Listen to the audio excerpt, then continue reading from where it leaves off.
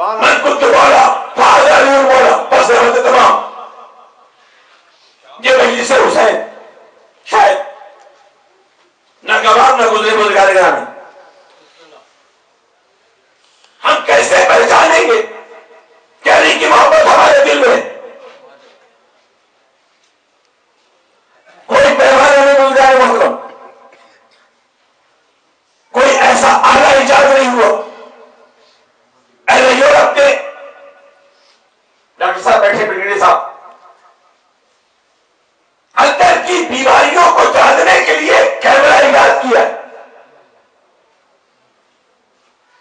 Capsule کے ذریعے وہ کیمرہ پانی سے پلا دیں، اندر کی بیماریاں اسکرین پر آ جائیں گی. اس کی ضرورت کیا ہے؟ کہ جب تک اندر کی بیماریوں کا پتہ نہ ہو علاج ہو نہیں سکتا.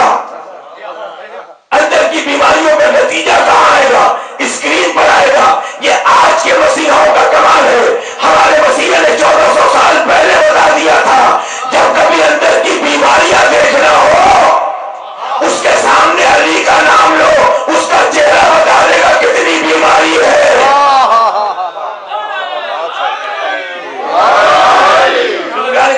ایسا تیر بہادر نسخہ ہے، ایسا تیر بہادر نسخہ ہے کہ آپ نام لے چھپانا بھی چاہے تو چہرہ چھپا نہیں سکتا.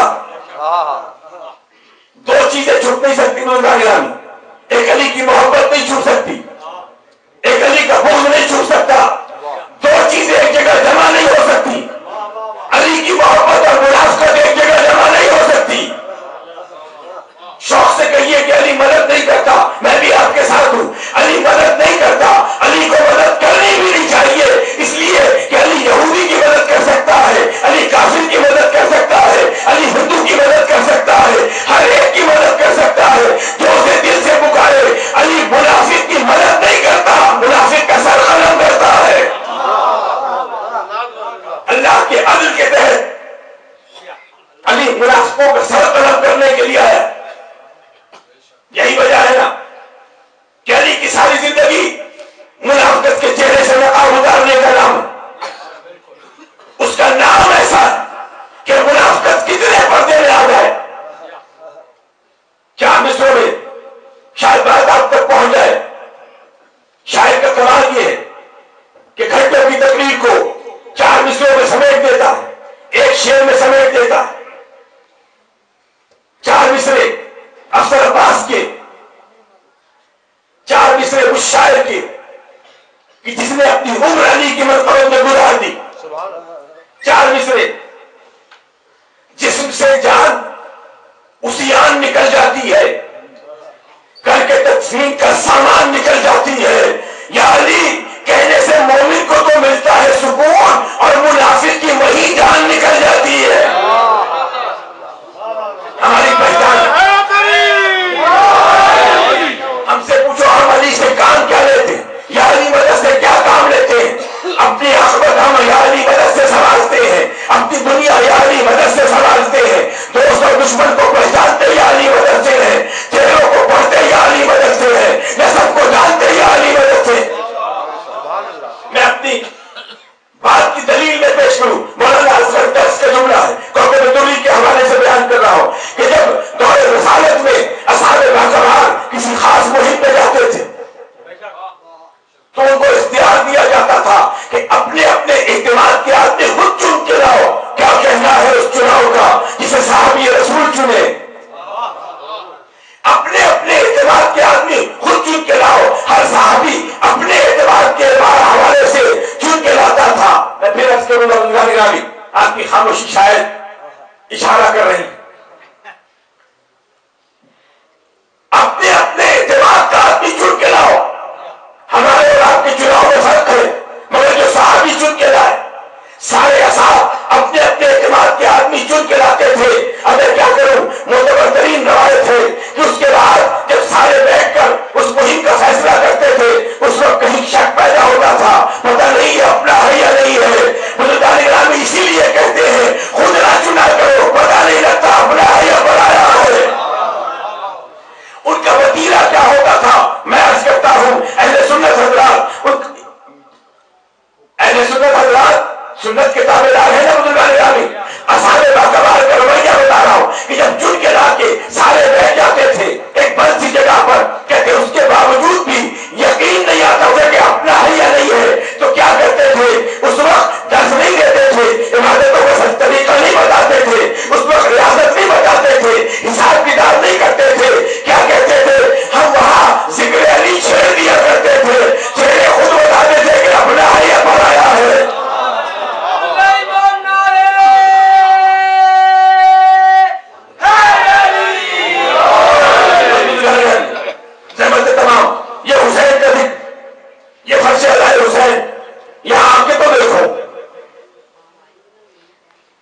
پر کسی کی قید نہیں ہے.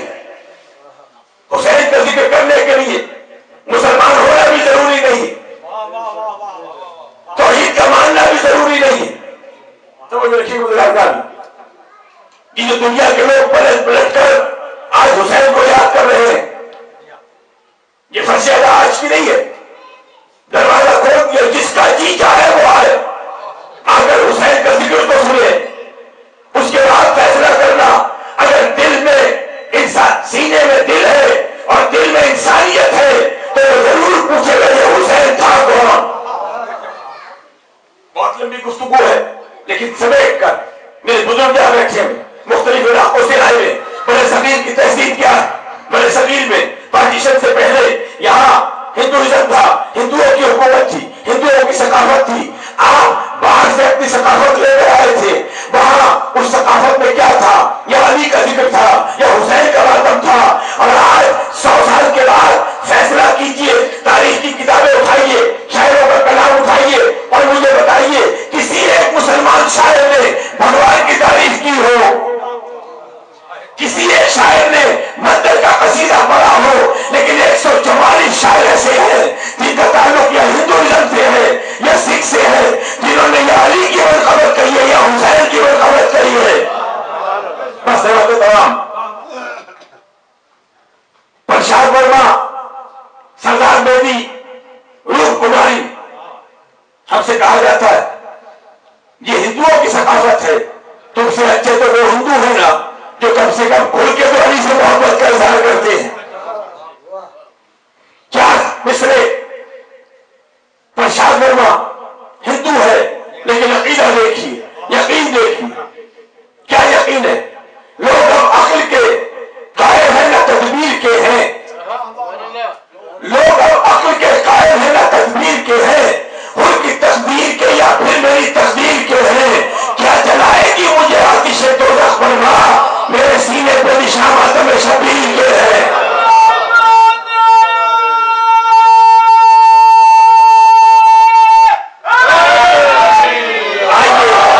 آئیے اس ادا کی بازو کی, اس اداداری کے اصول طے کریں. مثالی اداداری ضرور بنائیے, لیکن ہمیں بتائیے تو صحیح مثالی اداداری ہے کیا. کسی کی سجائی دکان پر نانا جی کا خاتیہ نہیں کرنا چاہیے. حق میں طاقت ہے تو حق کبھی محتاج نہیں ہوتا کسی سازش کا. دو چیزیں ایک جگہ جمع نہیں ہوتی.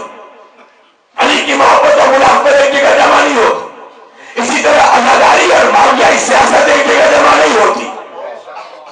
یا عزاداری ہوگی یا معاویہ سیاست ہوگی. بزرگان بھائی, آئیے, آپ سے تقاضا نہیں کیا, جبر کے تحت نہیں بلایا. اس کی بنیاد کہاں پڑی؟ شب عاشور حسین کے خیمے میں اپنے اصحاب کو بلایا. اور کون سے اصحاب؟ بزرگان 28 رجب کو مدینے سے چلنے والا حسین کہتا جا رہا کہ میں جہاں جا رہا ہوں وہاں مارا جاؤں گا, مال غنیمت نہیں ملے گا, جس کو جانا ہے وہ چلا جا.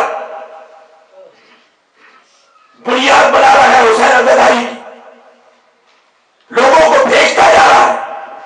اسی مقام پر ایک خط لکھا جا رہا ہے, اے فقیر کوٹھا حبیب ابن مظاہر, میں تمہیں زحمت نہ دیتا, لیکن کیا کروں علی کی بیٹی زینب میرے ساتھ ہے. تمام بزرگان اس عزاداری کے اصول بنے کہاں؟ ہر ایک کو آزاد کرتا گیا, لیکن جسے منتخب کیا چننے کے بعد شب عاشور اپنے خیمے میں بلایا. اور خیمے میں بلانے کے بعد ایک دفعہ نظر کی, ایک ایک چنے ہوئے لوگ تھے. حسین کا اس میں انتخاب تھا, کربلا کی تیاری کر کے لے کر آئے تھے. اس کے باوجود حسین نے انسانیت کے چاکر کا اعلان کیا, دیکھو کل وہ جگہ ہے جہاں ہم سب مارے جائیں گے, یہاں ہمارے روزے بنیں گے, لیکن آج تمہاری گردنوں سے کچھ تو اتار کر تمہیں اختیار دیتا ہوں. کربلا حادثے کا نام نہیں ہے, کربلا سانیہ کا نام نہیں ہے, کربلا اچانک نہیں نمودار ہوئی. حسین نے سب کو خیمے میں بلانے کے بعد ایک جملہ کہا, دیکھو اگر تم